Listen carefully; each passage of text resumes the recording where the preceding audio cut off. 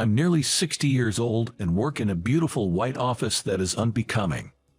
This is a subsidiary of a major food conglomerate, handling ingredient procurement and logistics. I quit my job in my 40s to take care of my parents, but after my parents passed away, I started working here as a contractor through an acquaintance. Being under a major corporation may have its glamour, but what's really expected from a contract worker is just organizing documents, reconciling ledgers, and furthermore, managing office supplies and such miscellaneous tasks. It was exactly the right job for an old man like me. Then one day, a manager a bit younger than me called out to me. Mr. Smith, do you have a moment? Sir, I've told you before, there's no need to be so formal with your subordinates. What can I help you with? Old habits die hard. Listen, next week, we have that meeting with the parent company. I'd like you to be there with me. Me? Really? I just handled the scheduling and wasn't really familiar with the details. But sure enough, next week, a meeting with the parent company, led by the manager, was on the books. Judging by the vibes around the office, it seemed like a pretty important meeting. That's why I couldn't understand why they'd want a mere contract worker like me to attend. You sure they asked for me, manager? Maybe there's some confusion. No, Mr. Smith. It was a request from the parent company. I checked and they specifically mentioned they wanted you there. Even the manager looked puzzled, not knowing the exact reason. Just come along, okay? I just need you to attend. All right, if you say so. I only have office paperwork, so I'm completely free. I agreed, wondering why. On the day of the meeting, when I checked the attendees from our parent company in advance, lo and behold, the president's daughter, who is the team leader, was set to attend.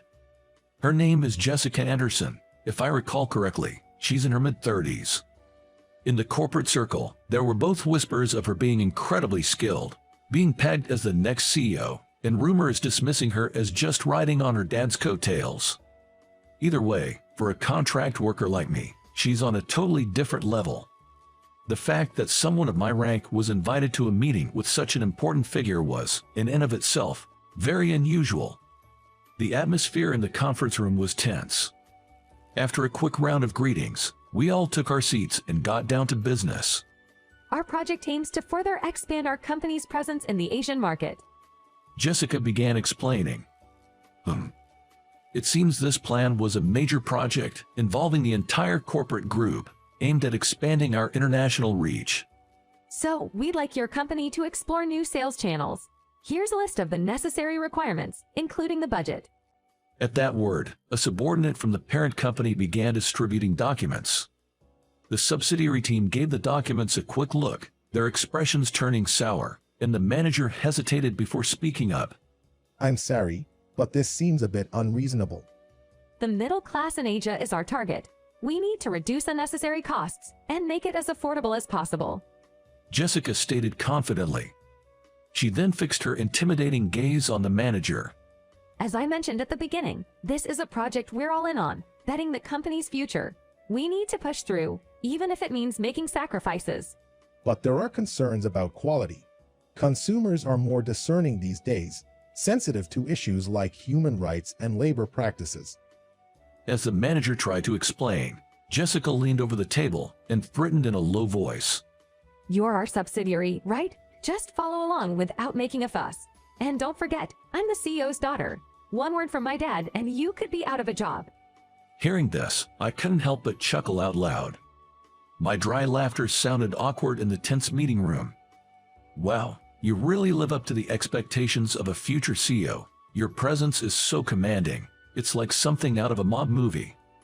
Everyone in the room turned to look at me, and sensing the focus, I offered a superficial apology. Oh, my apologies. Who the hell are you? The CEO's daughter, Jessica, looked at me with clear annoyance. Nah, I'm just a lowly contract worker. Please, go on and don't mind me. This meeting is supposed to be top secret. Why is someone like you here? Well, I'm not quite sure. I've heard there was a request from your side though. But, I continued. While we're on the subject, let me offer a piece of advice. If you force an unfair deal on a subsidiary just because they are part of the family, the IRS is gonna take notice. that could hurt the whole group, don't you think? Hearing this, her face turned bright red with rage. What would a low-level guy like you know? Don't you dare belittle this job. The next moment, my vision turned brown for a split second. Before I realized it, I was dripping with coffee from head to toe. Still trying to grasp what just happened, I blinked in surprise and said, "Phew, I'm glad it was iced coffee." I amusingly thought to myself. Smith, you okay? Someone get a towel. The manager quickly offered his handkerchief, while others rushed off to get towels. Jessica still seemed furious, her eyes fixed on me. "You sure got me good." I chuckled, and as I did, the conference room door opened and a new figure entered. Mr. Smith, what's the meaning of? Mr. Johnson, it's been a while." Despite my jovial greeting, Mr. Johnson from the parent company hailed instantly. "Are you hurt, sir? Who dared to be so disrespectful?" "Well, it seems like you've got a spirited team here, quite commendable." As I glanced at Jessica, she looked puzzled. Mr. Johnson then began to explain to Jessica. "Jessica, this is Mr. Smith, a wealthy investor. He's been investing significant sums in our company, What? excluding financial institutions. He's probably one of our top 3 shareholders." You're kidding. Jessica went pale and quickly apologized to me. I deeply apologize for my behavior. Truly sorry. Seeing her dramatic shift in demeanor, I couldn't help but chuckle. But it wasn't just her. Everyone in the room, save for Mr. Johnson, looked shocked. It wasn't surprising. After all, I had been working incognito. Only Mr. Johnson, who invited me here, and a friend who recommended it, knew of my true status. "Please, don't worry about it. It's not like I earned it myself." I just shrugged. Actually, I lost my parents in my 40s, and I inherited all the wealth from my dad, who was a well-known wealthy man. With that, I too gained substantial wealth to be called a wealthy man. However, I couldn't change my nature of being dedicated to my job. Even with sudden riches, living lavishly wasn't my thing. So I decided to go undercover as a new employee at one of the companies in which I had invested to understand the actual operations from a worker's perspective. In fact, out of all the companies I've infiltrated, I had to back out from several after witnessing some shady dealings. However, when it comes to this food group, there was another story altogether. "Miss Jessica, I've heard about you from your dad. He's quite concerned about your reputation within the company." Seeing the surprised look on her face, I continued to explain. "I've known your dad since college, and he's asked me for many favors over the years. The reason I was invited here today is because he wanted me to gauge your potential as the next CEO, and I must say, you've shown great promise." My dad did. Her face turned pale. She had unknowingly spilled coffee on the very person who was assessing her. It's only natural she would be worried about the consequences. Seeing her like this, I tried to comfort her. "From this document, I realized you've planned a serious strategy for this project. Surely, your intellect is fitting for the role of the next CEO. I'll relay this to CEO." Thank you so much. Seeing her relieved, I added, "However, you still have a lot to learn as a person. Use this project as an opportunity to hone your leadership skills." Yes, I will. With a solemn face, she nodded in acknowledgement. The atmosphere in the room lightened, and the meeting resumed. Later, after successfully wrapping up our negotiations, Jessica quietly confided in me. To be honest, this is the first time I've been assigned such a big interdepartmental project. I felt pressured to produce results, especially for my dad's sake.